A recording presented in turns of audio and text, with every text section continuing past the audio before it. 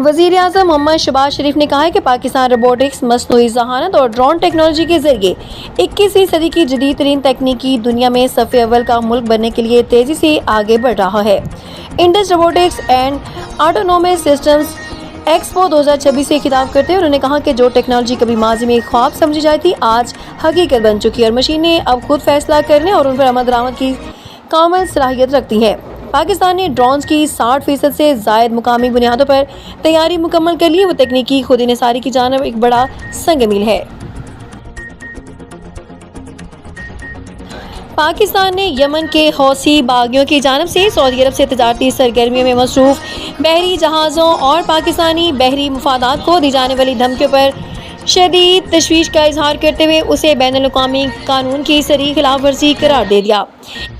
ترجمان دفتر خارجہ نے واضح کیا کہ پاکستانی پرچم بردار جہازوں پر کسی بھی حملے کی صورت میں پاکستان طاقت کا استعمال جوابی کارروائی کا پورا حق رکھتا ہے۔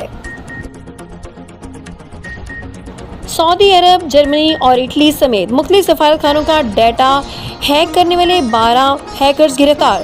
ملزمان شہریوں کا جعلی ویزا اپائنٹمنٹ لیٹر جاری کر کے لاکھوں روپے بٹورتے تھے۔ ملزمان نے شہریوں کو دھوکہ دینے کے لیے مختلف سفارتخانوں کا سیٹ اپ تیار کر رکھا تھا، جہاں مختلف زبانوں کے ماہر افراد ملازم تھے۔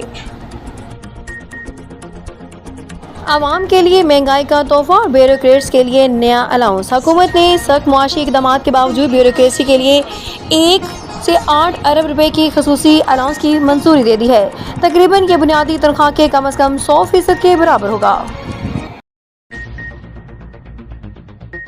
پاکستان ٹیلی کمیونیکیشن اتھارٹی (PTA) کی جانب سے جاری کردہ ٹیرف کے حالیہ اعداد و شمار سے پتہ چلا ہے کہ ملک کی ٹاپ ٹیلی کام کمپنیوں جیز، زونگ، یو فون اور ٹیلی ناٹ نے اپنے موبائل کال اور ڈیٹا بنڈلز کی قیمتوں میں زبردست اضافہ کر دیا۔ صارفین کو ایک سال پہلے کی نسبت کچھ پیکیجز پر 33% تک زائد رقم ادا کرنا پڑ رہی ہے۔